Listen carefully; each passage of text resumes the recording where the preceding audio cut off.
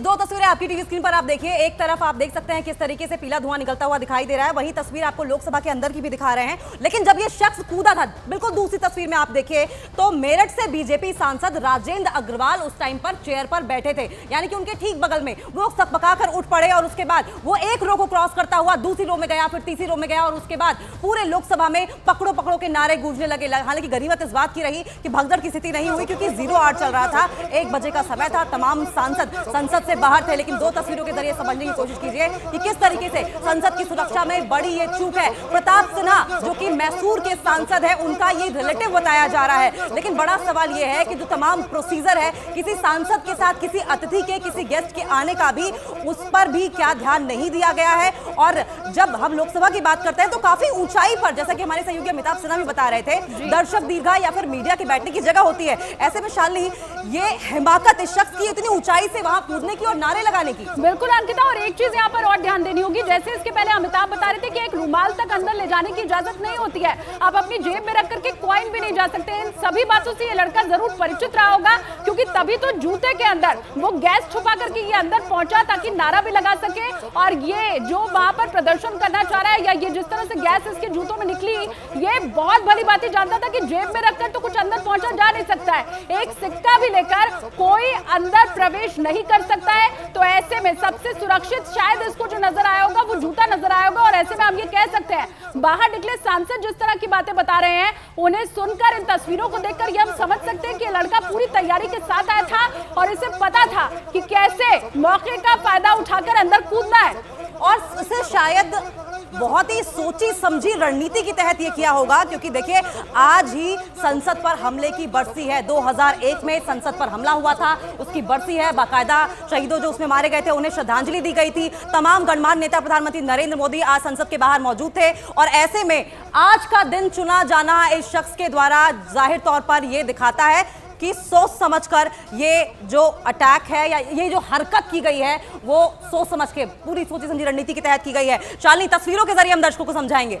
ये देखिए, यहाँ से ये लड़का कूदता है और कैसे फटाफट ये कुर्सियां लांघते लांघते आगे की ओर जाने की कोशिश करता है। और फिर देखिए, ये चारों तरफ से सांसदों ने इसे घेर लिया, इधर एक, उधर दूसरा, तीसरा, चौथा। जब सभी सांसदों ने इसे घेर लिया, यहाँ पर ये लड़का रुक जाता है। मंशा इसकी थी आगे तक जाने की, जैसे ये फटाफट कूदा था, इसकी मंशा आगे जाने की थी। लेकिन जैसे ही सांसदों से इसने गिरते हुए खुद को पाया, उसके बाद इसने अपने जूते से वो जो गैस अंदर ये लेकर के गया था वो छोड़ी। और ये आपको बताएं, ये यहाँ से भागते भागते अंदर जाने तक लगातार ये लड़का एक ही नारा बोल रहा था, तानाशाही नहीं चलेगी, तानाशाही नहीं चलेगी। और देखिए किस तरीके से वो अपना जूता निकालता और पहनता हुआ दोबारा दिखाई दे रहा है। लेकिन अमिताभ जी, आपका रुख करेंगे, हमें ये समझाइए कि क्या कोई सांसद जब अपने साथ कोई गेस्ट लेकर आता है, बाकायदा ही पूरा प्रोसीजर होता है? निश्चित आते तो कोई भी आए थे डॉक्यूमेंट देके, लेकिन ये जो सामग्री कैसे लेके आ गए जूता के अंदर से, ये भी सोचने का विषय है कि आगे इस प्रकार चेकिंग होनी चाहिए।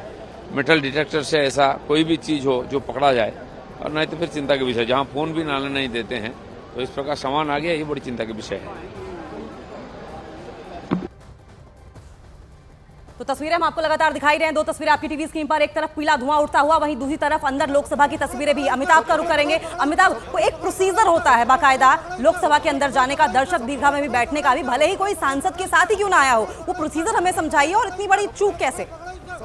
देखिए, संसद के अंदर घुसने के लिए सबसे पहले तो अगर आप दर्शक हैं, अगर आप वहाँ के स्टाफ नहीं हैं, अगर आप प्रेस से नहीं हैं, आपको किसी सांसद की अनुमति लेनी पड़ती है।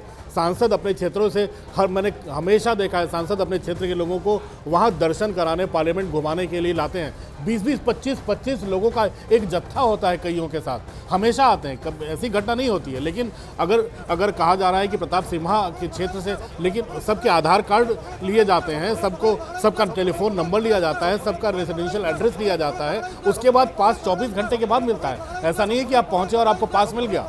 सांसद के हस्ताक्षर के बाद भी एक बार लोकसभा सिक्योरिटी उसकी चेक करती है, तब जाकर CPIC वहां से पास को इशू करती है। तो जाहिर सी बात है कि पास इशू करने के पहले सांसद को भी ये देखना पड़ेगा कि वो किसको अंदर भेज रहे हैं। और जहां तक पार्लियामेंट के अंदर घुसने की बात है, अगर ये घुसा है तो इसको सांसदों ने ही पकड़ा है। हनुमान बेनीवाल और मलूक नागर का नाम आ रहा है, जो 2 सांसद थे जिन्होंने इन लोगों इनको पकड़ा है। और उस समय बीजेपी के जो मेरठ से सांसद हैं, वो स्पीकर की चेयर पर थे, राजेंद्र अग्रवाल, तो सांसदों ने ही इनको पकड़ा है। लेकिन यहाँ पर एक्शन और हरकत में आने वाली बात थी वो पार्लियामेंट की सिक्योरिटी की थी, जिनको मैदान में कूदना चाहिए था। कि मैंने पहले भी बताया कि जहाँ पे दर्शक दीर्घा होती है, जहाँ पे प्रेस गैलरी होती है, ऊपर जहाँ पे स्पीकर बैठते हैं, जहाँ सांसद बैठते हैं, उनके ठीक ऊपर, और वो डिस्टेंस काफ़ी होता है, कूदना आसान नहीं है। पहले लोकसभा में था वो ज़्यादा डिस्टेंस नहीं था, उससे कहीं ज़्यादा डिस्टेंस अब की नई लोकसभा में है, दर्शक दीर्घा में और नीचे बैठने में। ऐसे आपको बिना हेडफोन लगाए आवाज़ तक नहीं आती। पहले आप नीचे की आवाज़ ऊपर प्रेस गैलरी से सुन लेते थे। तो अब ये कहा जा सकता है कि वहाँ पर जो भी सिक्योरिटी के पर्सनल सादी वर्दी में थे, जो भी सिक्योरिटी के पर्सनल, बिल्कुल अमिताभ जी, न सिर्फ वो जो दूरी है वो अब ज्यादा बढ़ गई है, क्योंकि ये जो संसद भवन है ये पहले से बड़ा है, तो वो दूरी न सिर्फ ज्यादा बढ़ गई है, जो सुरक्षा घेरा है वो भी तो पहले से और ज्यादा हो गया होगा। मेरे साथ इस वक्त मेजर जनरल AK सिबात साहब मौजूद है, उनका हम रुख कर लेते हैं। सिबात जी, सबसे पहले तो आपसे यही समझना चाहेंगे, सुरक्षा में चूक तो हुई है, लेकिन वो सुरक्षा घेरा होता कैसे है, कितना कड़ा वो सुरक्षा घेरा होता है, इसके बारे में आप बताइए। देखो, सच्चाई ये है कि मल्टी टीयर सिक्योरिटी का एक घेरा है पूरा संसद भवन में, आप लोकसभा और राज्यसभा में, और कम से कम 7 टीयर्स हैं जो कि क्रॉस करनी पड़ती हैं।